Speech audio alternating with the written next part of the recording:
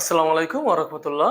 আজকে তোমাদের অষ্টম শ্রেণীর তথ্য উপাত্ত অধ্যায়টা করাবো এবং আজকে হচ্ছে পর্ব ১ এবং এই ক্লাসটা একবারে বেসিক লেভেল থেকে তোমাদের করাবো এবং এই ক্লাসটা তুমি যদি ভালো করে করতে পারো আশা করি তোমার তথ্য উপাত্তের মধ্যে বেসিক যে কনসেপ্ট আছে একবার স্ট্রং হয়ে যাবে। তো এখন তো এই যে বেসিক ক্লাসে কি কি থাকবে আমরা পরিসর আলোচনা করব, শ্রেণী সংখ্যা, শ্রেণী মধ্যমান, হ্যাঁ, জোড় হলে মধ্যক, বিজোড় হলে মধ্যক, সরাসরি গড়, গাণিতিক গড় আর হচ্ছে প্রচুরক, এগুলো নিয়ে আলোচনা করব। তো আসো প্রথমে আমরা একটু আলোচনা করি যে তথ্যপত্র আসলে কি জিনিসটা। যে সংখ্যা ভিত্তিক কোন তথ্য বা ঘটনা হচ্ছে একটি পরিসংখ্যান, মানে বলা হয়েছে সংখ্যা ভিত্তিক। এটা কোনো কিন্তু তোমার কি এমনি কোনো বাক্য না, বলছে সংখ্যা ভিত্তিক। অর্থাৎ যদি বলা হয় যে ৫, ৭, ১০, ১৫, হ্যাঁ, তারপর হচ্ছে ৬, তারপর হচ্ছে ২০, এই যে মূলত এই যে আমরা এগুলো লিখলাম এগুলো কি সংখ্যা ভিত্তিক না? এই সংখ্যা ভিত্তিক কোন তথ্য বা ঘটনা এটা হচ্ছে একটা পরিসংখ্যান। এটা কি? এটা হচ্ছে একটা পরিসংখ্যান।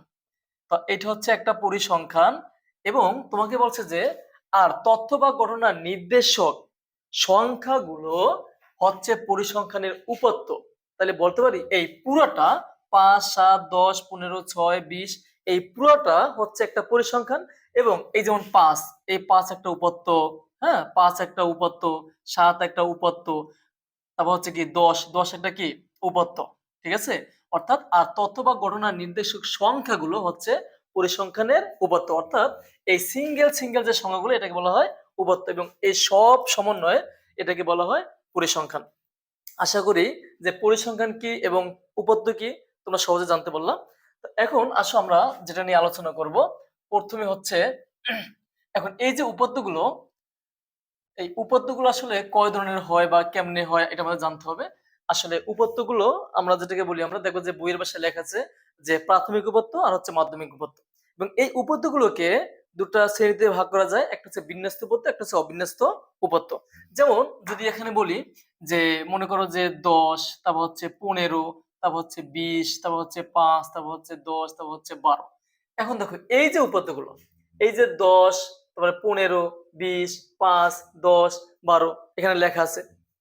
তা এটা এটা কি? এটা মূলত কি একটা অবিন্যস্ত পত্র। এটা কি? একটা অবিন্যস্ত পত্র। কেন অবিন্যস্ত পত্র? কারণ ১০, ১৫, ২০ আবার ৫ আছে দেখো। কারণ এখানে বড় ছোট এলোমেলো ভাবে আছে। মানে সংখ্যাগুলো যদি এলোমেলো ভাবে থাকে এটাকে বলা হয় অবিন্যস্ত উপাত্ত। তাহলে এটাকে যদি আমরা বিন্যস্ত করি তাহলে প্রথমে কত হবে? প্রথমে হচ্ছে ৫, তারপর কত হবে? তারপর হচ্ছে ১০, তারপরে কত হবে? ১০, ১০ কটা? ২টা ১০, তারপর কত বলো তো একটু?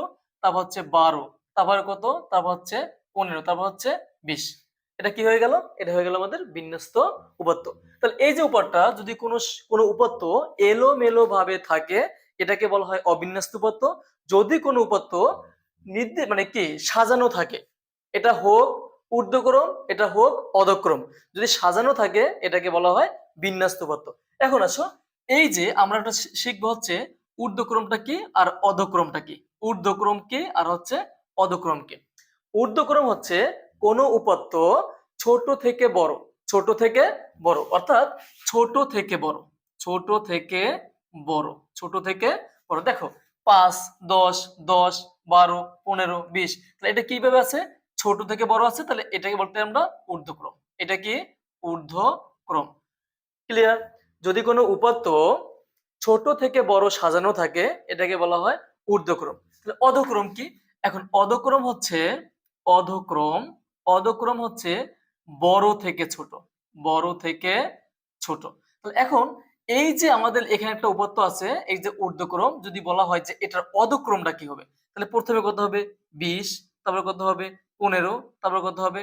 ১২, তারপর কত হবে? ১০, তারপর কত হবে? ১০, তারপরে ৫। এটাকে বলা হয় অধক্রম। এটা কি?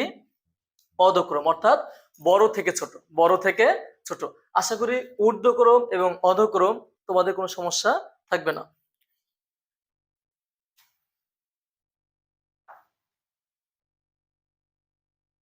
এখন আসো পরিসর। পরিসর কি?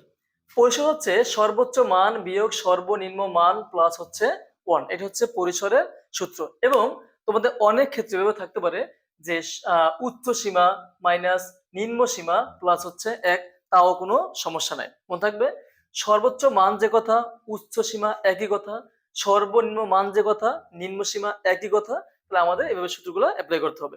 তো মনে করো তোমাকে এখানে পরিসরটা কি, তোমাকে এখানে মনে করো যে আমি এখানে লিখলাম যে 15, তারপর হচ্ছে 20, তারপর হচ্ছে 35, তারপর হচ্ছে 40, তারপরে 50, তারপরে একদম 60। তোমাকে বলো যে এর পরিসর কত, এর পরিসর কত, এর পরিসর কত। এটা যদি আমরা পরিসরটা যদি বের করতে যাই তাহলে আমাদের কি লাগবে, তাহলে আমাদের প্রথমে সর্বোচ্চ মানটা লাগবে। দেখো তো এই উপাত্তের মধ্যে সর্বোচ্চ মান কত, তাহলে এখানে লিখবো যে এখানে এই যে সর্বোচ্চ মান, সর্বোচ্চ মান কত 60, এই যে 60, মানে সর্বোচ্চ মান হচ্ছে 60, সর্বোচ্চ, তাহলে সর্বোচ্চ হচ্ছে 60। আর সর্বনিম্ন মানটা কত আছে বলো তো একটু, তাহলে লিখবো সর্বনিম্ন, তাহলে সর্বনিম্ন মানটা কত আছে 15, এই লিখলাম 15। বাড়ি করতে হবে কি পরিসর কত। তো পরিসর কত যদি বের করতে যাই আমরা, তাহলে কি হতে, আমরা জানি যে পরিসর, আমরা বলতো পরিসর সূত্রটা কি হবে, তাহলে পরিসর হচ্ছে সর্বোচ্চ মান, তাহলে কত 60, সর্বনিম্ন মান কত 15, যোগ কত 1।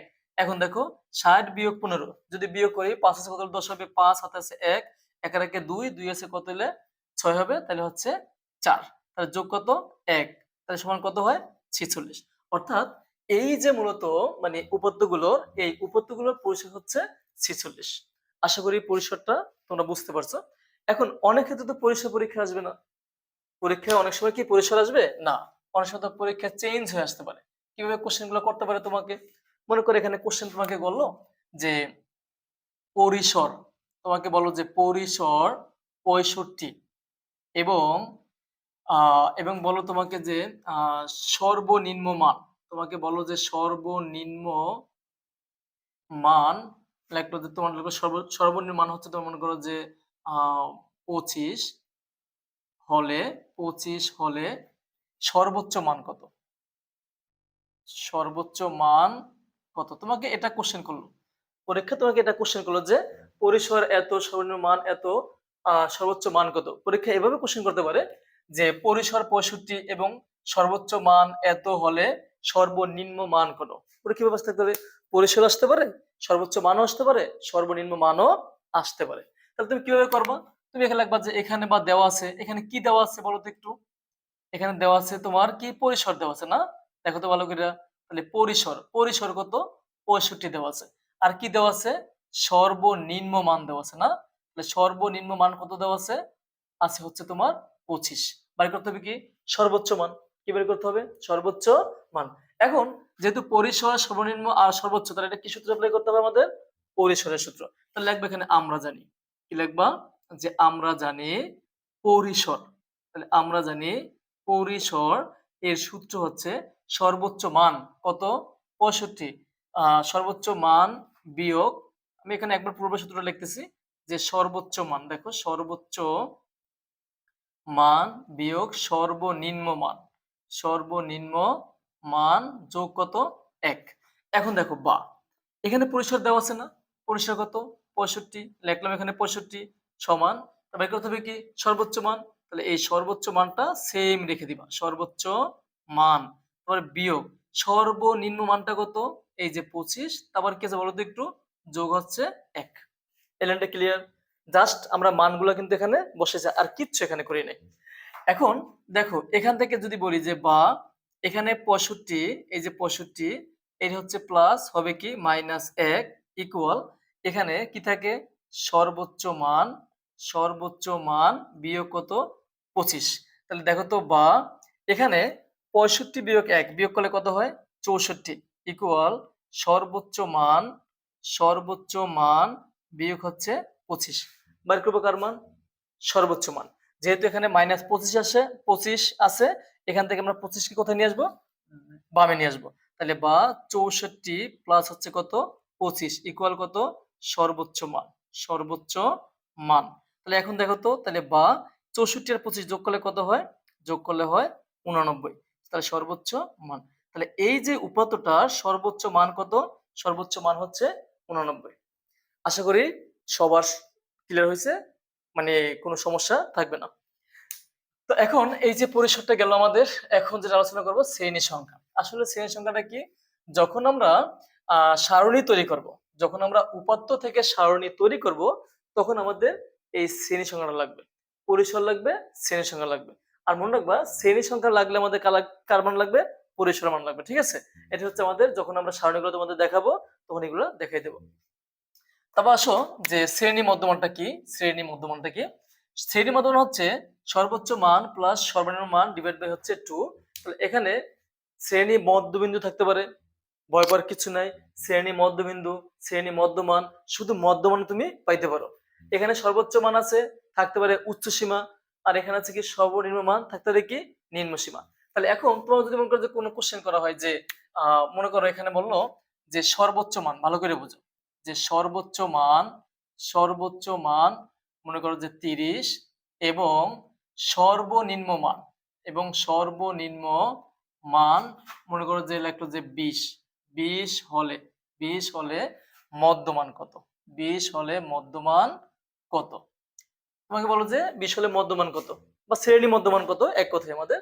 তাহলে এখন বলতো কি কি মান আছে? সর্বোচ্চ মান আছে, সর্বনিম্ন মান আছে। প্রথমে কি লিখবা? দেওয়া আছে সর্বোচ্চ মান 30 এবং সর্বনিম্ন মান হচ্ছে কত? 20। তাহলে আমরা জানি মধ্যমান, এভাবে লিখতে পারো তোমরা। তাহলে এখন মধ্যমানটা কি?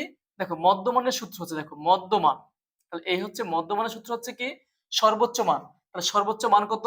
30, এই হচ্ছে 30 প্লাস সর্বনিম্ন মান হচ্ছে কত? 20, নিচে কত? 2। এখন দেখো তো এই যে 30 আর 20 কত হয়? 50, নিচে কত? 2, ভাগ করলে কত হয়? 25। অর্থাৎ এটা মধ্যমান হচ্ছে 25। ক্লিয়ার? তাহলে এখন এটা মধ্যমান যেহেতু 25, মনে করো এগুলা কিভাবে শর্টকাট তুমি করবা। মনে করো সর্বোচ্চ মান এবং সর্বনিম্ন মান যদি দেওয়া থাকে, মধ্যমানটা কিভাবে বের করবা? সর্বোচ্চ মান এবং সর্বনিম্ন মান দুটাকে যোগ করে 2 দিয়ে ভাগ করবা। মনে করো এখানে আছে মনে করো যে 50, মনে করো এখানে আছে মনে করো যে লিখলাম যে 25, বলে মধ্যমান কত? কি করো তুমি? এই দুটোকে যোগ করবা, যোগ করলে কত হয়? 75, ভাগ কত? 2। তাহলে ভাগ করলে কত হয়? যদি ভাগ করি তাহলে 3, তারপরে কত হয়? 27 গুণে 72, 37.5, 37.5 এই মানটা আমাদের আসে 37.5। তাহলে এভাবে আমরা করতে পারি। ঠিক আছে, দ্রুত দ্রুত এমসিকিউর ক্ষেত্রে করতে পারি। এখন তোমার যে পরীক্ষা শুধু যে মধ্যমানটা আসবে এমন কোনো কথা না, তোমার এখানে আসতে পারে যে সর্বোচ্চ মান কত, সর্বনিম্ন মান কত। তা এখন কি কাজটা করবে এখানে? মনে করো তোমাকে বললো এখান থেকে যে শ্রেণী মধ্যমান, ভালো করে বুঝো যে শ্রেণী মধ্যমান, শ্রেণী মধ্যমান লেখলো যে মনে করো যে 60 এবং সর্বনিম্ন, সর্বনিম্ন মান লেখলো যে মনে করো যে 25 হলে, 25 হলে সর্বোচ্চ মান কত? সর্বোচ্চ মান কত? দেখো তাহলে এখানে কি বলছে যে এখানে বলা হয়েছে যে এই শ্রেণী মধ্যমান 60 এবং সর্বনিম্ন মান হচ্ছে 25 হলে সর্বোচ্চ মান কত। তো প্রথমে কি লাগবা? যে দেওয়া আছে মধ্যমান, দেওয়া আছে কি মধ্যমান কত দেওয়া আছে?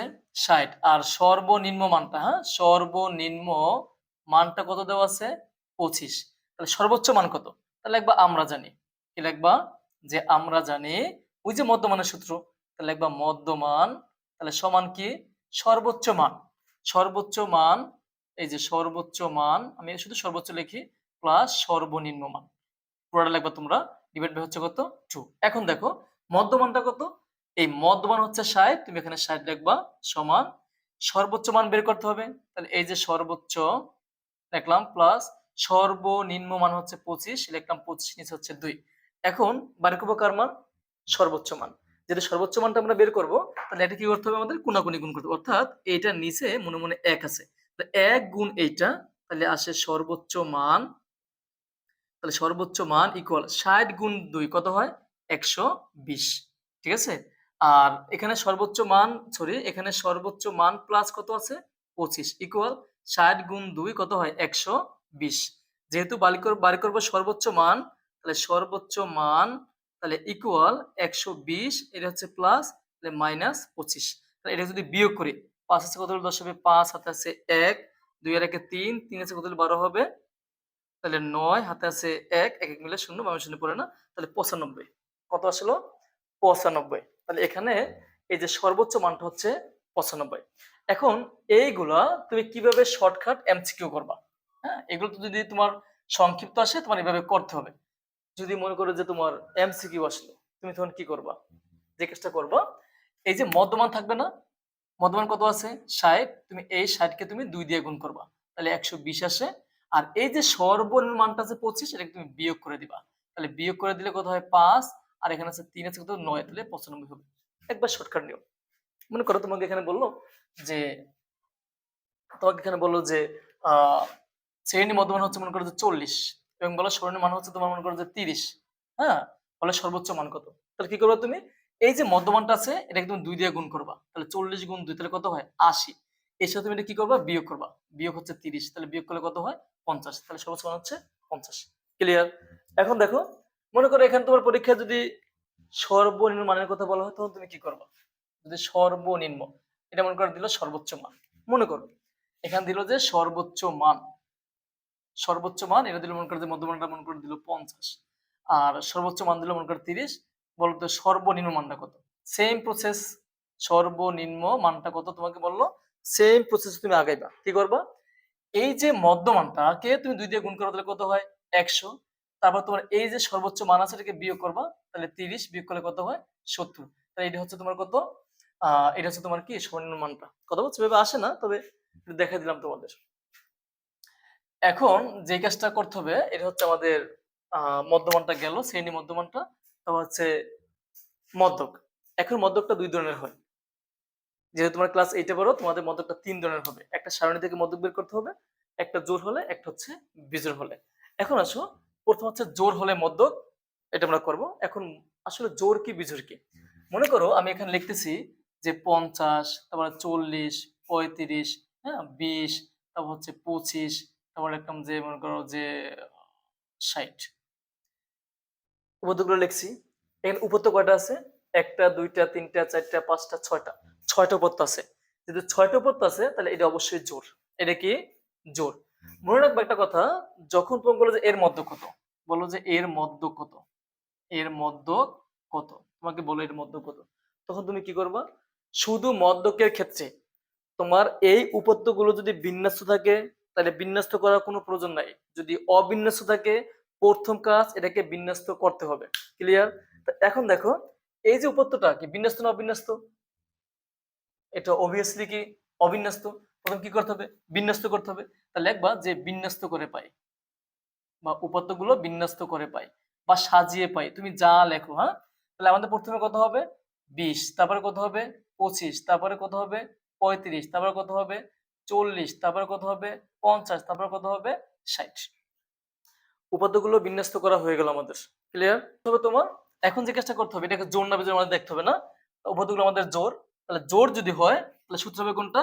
n/2 2 তম পদ প্লাস n/2 যোগ 1 তম পদ ডিভাইড বাই 2। সবসময় একটা মাথায় রাখবা যে উপাত্তগুলো যদি উপাত্তগুলোর মধ্যে যদি মধ্যকটা বের করতে বলা হয়, তাহলে তোমার প্রথম কাজ হচ্ছে কি উপাত্তগুলোকে বিন্যস্ত করা। যদি অবিন্যস্ত থাকে বিন্যস্ত করে, যদি বিন্যস্ত থাকে তাহলে করার কোনো প্রয়োজন নাই, কিন্তু মনে রাখতে হবে বিন্যস্ত করতেই হবে কিন্তু। হ্যাঁ, তাহলে এখন লিখবা যে এখানে যদি তোমাদের কি জোর, তাহলে লিখবা আমরা জানি মধ্যক। কি লিখবা? আমরা জানি মধ্যক। আমরা জানি মধ্যক। তাহলে সূত্রটা কোনটা হবে? সূত্র হচ্ছে n/2 তম পদ যোগ n/2 যোগ 1 তম পদ, নিচে কত 2। এখন n কি? n হচ্ছে উপাত্তের সংখ্যা। n কি? উপাত্তের সংখ্যা। এখানে উপাত্ত কয়টা আছে? ১টা, ২টা, ৩টা, ৪টা, ৫টা, ৬টা। তাহলে এই n এর পরিবর্তে আমরা ৬ লিখবো, আর নিচে হচ্ছে ২ তম পদ। তম পদ যোগ n কত ৬, নিচে হচ্ছে ২ যোগ ১ তম পদ, আর নিচে কত ২। এখন দেখো, এই যে এই ৬/২ ভাগ করলে কত হয়? ৩ হয় না? তাহলে এটা হচ্ছে ৩ তম পদ যোগ এই ৬/২ ভাগ করলে কত হয়? ৩। ৩ আর ১ কত হয়? তাহলে ৪ তম পদ। ৪ তম পদ, নিচে কত ২। এখন দেখো তো, এই যে এখান থেকে যদি দেখি আমি যে ৩ তম পদ, দেখো তো ১ ২ ৩, এই হচ্ছে ৩ তম পদ কত ৩৫ যোগ ৪ তম পদ কত ৪০, নিচে কত ২। এখন দেখো তো, এই যে সমান এই ৪০ আর হচ্ছে ৩০ কত হয়? ৪০ আর হচ্ছে ৩৫ কত হয়? ৭৫, আর নিচে কত ২। এটাকে ভাগ করলে কত হয়? ভাগ করলে হয় ৩৭.৫। ৩৭.৫, এটা হচ্ছে মধ্যক। এটা কি মধ্যক। এখন তোমাদের মধ্যে যে ভুলটা বেশি সবসময় তোমরা করো আর কি, কি করে জানো? যে এই যে মূলত ৩তম পদ, তোমরা এই যে প্রথমে ধরো ১ ২ ৩, এটাকে ধরো ৩তম পদ, এটাকে তুমি ধরো ৪তম পদ, ধরে যোগ করে ২ দিয়ে ভাগ করো, যেটাকে আমাদের কি অঙ্ক একবারে কাটা। অঙ্ক কিন্তু আর হবে না। তুমি যেটাকে বিন্যস্ত করবা, বিন্যস্ত করার পরে এই যে পদগুলো তুমি এখানে পদগুলো লিখবা। আশা করি যে জোর হলে যে মধ্যটা কিভাবে বের করতে হয় বুঝছো? এতটুকু ক্লিয়ার? এখন দেখো আমরা এগুলো কিভাবে শর্টকাট বের করবো। আমাদের যে পরীক্ষার সময় আসে, অনেকের কিন্তু পরীক্ষায় কি আসে যে এমসিকিউ তে আসে মধ্য কত, মধ্য এভাবে আসে না আমাদের পরীক্ষায়।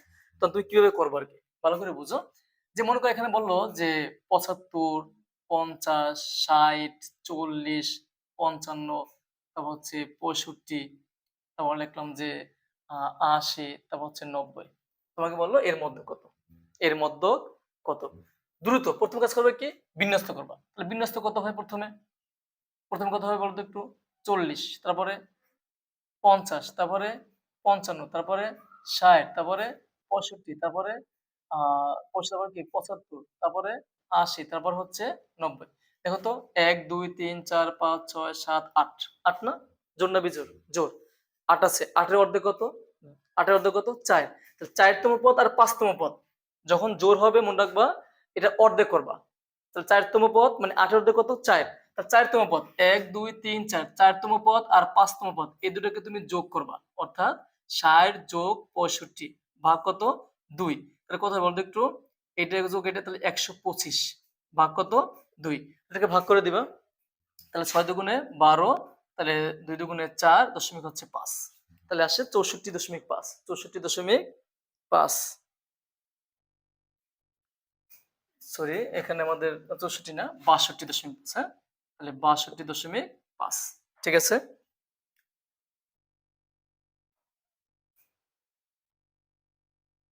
তো এটা আমার আসে ৬২.৫। এভাবে তুমি দ্রুত এগুলো এমসিকিউ গুলো সলভ করতে পারবা। এখন দেখো আমাদের যে কাজটা করতে হবে, এখন হচ্ছে আমাদের জোড়াটা কমপ্লিট। আমরা এখন বিজোড়টা দেখবো যে আসলে বিজোড়টা কিভাবে করতে হয়। তো বিজোড়ের যে মধ্যকটা এখানে বলা হয়েছে যে কি বিজোড় হলে মধ্যক, এর সূত্র হচ্ছে কি n যোগ ১/২ তম পদ। মনে করে এখানে লিখতেছি যে ৫০, ৪০, ৬৫, ৭০, ৯০। আমি এতটুকু লিখলাম, কম লিখলাম এখান থেকে। তো প্রথমে এখন দেখতে হবে যে এই উপাত্তগুলো বিন্যস্ত নাকি অবিন্যস্ত। এটা অবশ্যই অবিন্যস্ত। কেন অবিন্যস্ত? কারণ এখানে ৫০ বার ৪০ আছে আমাদের, ঠিক না? তো এটাকে কি করতে হবে আমাদের? বিন্যস্ত করতে হবে। লিখতে হবে যে সাজিয়ে পাই, উপাত্তগুলো সাজিয়ে পাই, লিখতে হবে যে উপাত্তগুলো সাজিয়ে পাই, সাজিয়ে পাই। কিভাবে বলতো একটু? প্রথমে ৪০, ৫০, ৬৫, ৭০, ৯০ সাজাইছি। এগুলো যখন সংক্ষিপ্ত প্রশ্ন লিখবা তোমরা তখন এগুলো লিখবা আর কি। তারপর কি লিখবা? আমরা জানি মধ্যক। কি লিখবা? আমরা জানি, আমরা জানি মধ্যক। আর মধ্যকের সূত্র হচ্ছে কি যে যেহেতু এটা বিজোড় ১ ২ ৩ ৪ ৫ যেহেতু বিজোড় তাহলে কি হবে n যোগ ১/২ তম পদ। তাহলে এখন দেখো তো n কত? ১ ২ ৩ ৪ ৫, ৫ তাহলে ৫ যোগ কত? ১ নিচে হচ্ছে ২ তম পদ। এখন দেখো তো ৫ যোগ ১ কত হয়? ৬ নিচে কত? ২ তম পদ। এখন দেখো তো ৬/২ ভাগ করলে কত হয়? ভাগ করলে ৩ হয় না? তাহলে ৩তম পদ। এখন দেখো ৩তম পদ ১ ২ ৩ কত হইছে? ৬৫। তাহলে এখানে মধ্যক হচ্ছে কত? ৬৫। মধ্যক হচ্ছে ৬৫। এটা হচ্ছে মধ্যক। বিজোড়টা একবার সিম্পল। কথা বুঝতে পারছি? তো এখন যদি পরীক্ষায় শর্টকাট মানে যদি পরীক্ষায় এমসিকিউ আসে তখন তোমরা কিভাবে করবা? ঠিক আছে? জোড়টা তো মনে আছে। যদি মনে করো যে ২০ টা উপাত্তের সংখ্যা হয় তাহলে ২০ এর অর্ধেক কত? যেহেতু ২০ জোড় সংখ্যা, ২০ এর অর্ধেক কত? ১০। ১০তম পদ আর ১১তম পদ যোগ করে ২ দিয়ে ভাগ করে দিবা। এখন যদি বিজোড় আসে, মনে করো ৯০, ৪০, ৬০, ৬৫, ৭০, ৮০, ১০০। ঠিক আছে? আমি এখানে লিখলাম আরকি। ১ম কি করবা? উপাত্তগুলোকে বিন্যস্ত করবা। উপাত্তগুলোকে বিন্যস্ত করবা। সবগুলো বিন্যস্ত করো। ১ম কত হবে? ৪০, তারপরে ৬০, তারপরে ৬৫, ৭০, ৮০, ৯০, ১০০। দেখো তো কটা? ১ ২ ৩ ৪ ৫ ৬ ৭। ৭ জন না বিজোড়? বিজোড়। যখন বিজোড় হবে যে সংখ্যাটা বিজোড় সংখ্যা থাকবে এর সাথে তুমি মনে, মনে ১ যোগ করবা। আচ্ছা ৭ টা, ৭ আর ১ কত হয়? ৮। ৮ এর অর্ধেক কত? ৪, তার ৪ তম পদ। ১ ২ ৩ ৪ এই হচ্ছে মধ্যক। ৭০ হচ্ছে মধ্যক। যদি বিজোড় হয়। যদি মনে করো যে 15টা হয়েছে, লগে কি যোগ করবা, 1 যোগ করবা, কত হয়েছে 16, 16 অর্ধেক কত 8, 8তম পদ হচ্ছে মধ্য। এটা ক্লিয়ার? কিন্তু মাথায় রাখতে হবে বিন্যস্ত করতে হবে। কি করতে হবে? বিন্যস্ত করে নিতে হবে। তাহলে জোর গেল বিজোর গেল না, মানে হচ্ছে সরাসরি গড়টা কি, সরাসরি গড় কি, সরাসরি গড় হচ্ছে, মনে করো যে এখানে বলো যে 5, 7, 10, 15, তারপর হচ্ছে 20, উপাত্তগুলোর গড় কত, উপাত্তগুলোর উপাত্তগুলোর গড় কত। তাহলে উপাত্তগুলোর গড় কত, আমরা এটা গড় বের করবো। কি বের করব? এটার গড় আমরা বের করব। এটা কিভাবে বের করবো আমরা? এখানে সূত্র আছে আমাদের সরাসরি গড় উপাত্ত সমূহের সমষ্টি ডিভাইড বাই উপাত্তের সংখ্যা। তাহলে এখানে উপাত্তগুলো আছে না, তাহলে এই উপাত্ত সমূহের সমষ্টি তুমি যোগ করো সবগুলো, অর্থাৎ লিখবা উপাত্ত সমূহের সমষ্টি, উপাত্ত সমূহের সমষ্টি, উপাত্তের সমূহের সমষ্টি সমান। তাহলে দেখো তো কি আছে, 5 যোগ 7 যোগ 10 যোগ 15 যোগ 20। এখন যদি যোগ করি 20 আর 10 30, 40, 45, 45 আর 7 52, 52 আর 5 কত হয় 57, এখানে হচ্ছে 57। তো দেখি এখানে আমাদের 57, তাহলে কত আসছে এখানে, যে 5 যোগ 5 যোগ 7 যোগ 10 যোগ 15 যোগ হচ্ছে 20, 57। ঠিক আছে, এখন আমাদের কি বলছে, সরাসরি গড়। তাহলে একবার যে আমরা জানি গড় বা আমরা জানি সরাসরি গড়, হ্যাঁ আমরা জানি গড়, তাহলে গড়ের সূত্র কি, উপাত্ত সমূহের সমষ্টি কত আছে 57, আর উপাত্তের সংখ্যা কয়টা আছে 1 2 3 4 5, তুমি 5 দিয়ে ভাগ করবা। ক্লিয়ার? এটাকে ভাগ করবা, যে 57 ভাগ কত, 57 ভাগ হচ্ছে 5, এটাকে করলে আসে 11.11 কত 4, এটা হচ্ছে আমাদের গড়। ক্লিয়ার? আশা করি গড়টা বুঝছো।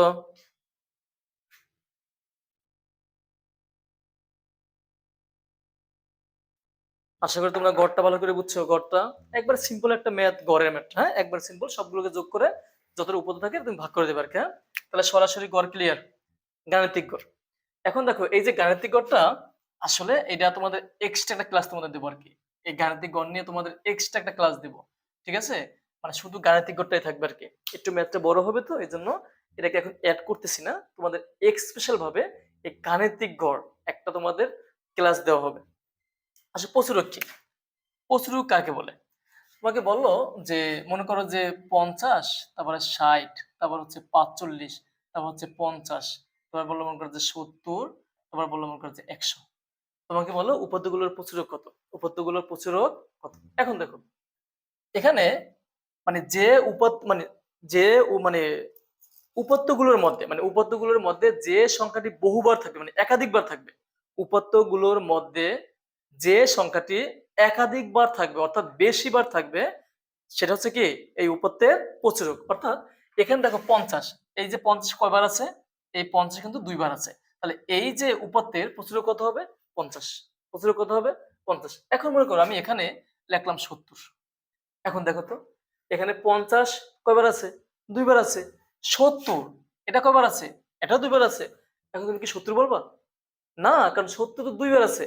70 যদি প্রচুরক হয় তাহলে 50 কি দোষ করলো, কারণ 70 তো দুইবার আছে, 50 ও দুইবার আছে, তাহলে এখানে প্রচুরক হচ্ছে কি 50 ও 70, 50 ও 70। এখন মনে করো আমি যদি কমা দিয়ে লিখে দেই আবার 70, তাহলে এখন প্রচুরক কত হবে 70 হবে, কারণ 70 তিনবার, 50 দুইবার। ক্লিয়ার? এখন যদি 50 লিখি তাহলে প্রচুরক কত হবে, 50 হবে, 70 হবে। যদি এখানে 50 লিখে দেই প্রচুরক কত হবে 50 হবে। অর্থাৎ যে মানে উপাত্তের মধ্যে যে সংখ্যাটি বহুবার থাকবে, মানে একাধিকবার থাকবে, তাই হচ্ছে উপাত্তের প্রচুরক। তাহলে এখন মনে করো এখানে লিখলাম যে আমি আরেকটা সংখ্যা লিখতেছি উপাত্তগুলো, মনে করো যেখানে লিখলাম যে 50, 60, 70, 80, 90, 100। বললাম যে উপাত্তগুলোর মধ্যে কত, দেখো তো কোন সংখ্যা একাধিকবার নাই, কোন সংখ্যা একাধিকবার নাই, তাহলে এইখানে প্রচুরক নেই। কি লিখবা, উপাত্তগুলোর মধ্যে কোন সংখ্যাই একাধিকবার নেই, সুতরাং এই উপাত্তে প্রচুরক নেই। কারণ কোন সংখ্যাই একাধিকবার নাই, তাই এখানে প্রচুরকও নেই। আশা করি যে প্রচুরকটা এটা তোমরা বুঝতে পারছো। ক্লিয়ার? এখন যতটুকু ক্লাস করানো হয়েছে তোমরা একটু বাসায় প্র্যাকটিস করবা। আশা করি এই যে বেসিক লেভেলটা তোমাদের স্ট্রং হবে।